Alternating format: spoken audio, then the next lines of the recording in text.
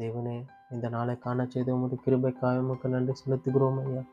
இப்பொழுதும் நாங்கள் வாசிக்கவும் கேட்கவும் போகிற அந்த வசனங்களை உம்முடைய கரங்களில் ஒப்படைக்கிறோம். இந்த வசனங்களின் மூலியமாய் நீர் எப்படி எங்களோடு பேச விரும்புகிறீரோ நீர் பேசும். உம்முடைய வசனங்கள் எங்கள் இருதயத்தை புடமிட்டு உமக்கென்று எங்களை அர்ப்பணிக்க நீர் கிருபையை தந்து காத்துக்கொள்ளும் முடியும். எண்ணிக்கொண்ட அச்சரமாக இயேசுவின் நாமத்தில் ஜெபிக்கிறேன் பிதாவே. ஆமேன், ஆமேன். நீதிமொழிகள் 9ஆம் அதிகாரம்.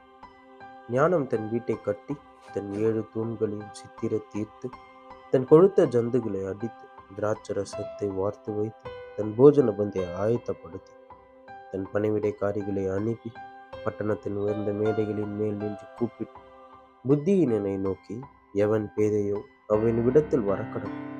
நீங்கள் பந்து என் அப்பத்தை புசித்து நான் வார்த்த திராட்சரசத்தை பானம் பண்ணுங்கள். பேதைமையை விட்டு விலகுங்கள், இப்பொழுது பிழைத்திருப்பீர்கள்.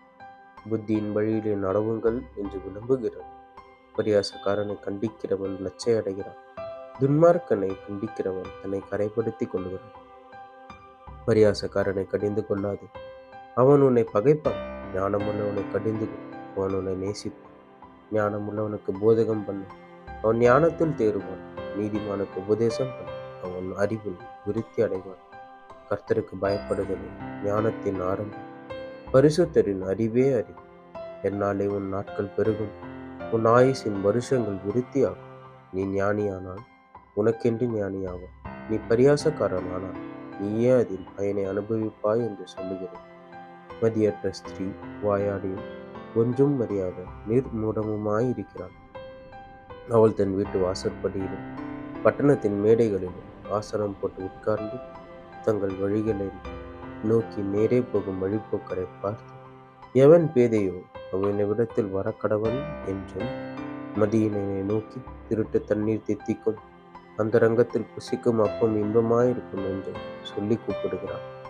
ஆயினும் படித்தவர்கள் அவ்விடத்தில் ஒன்றென்றும் அவளுடைய விருந்தாளிகள் நரக பாதாளங்களில் கிடக்கிறார்கள் என்றும் அவன் அறியான் என்பது.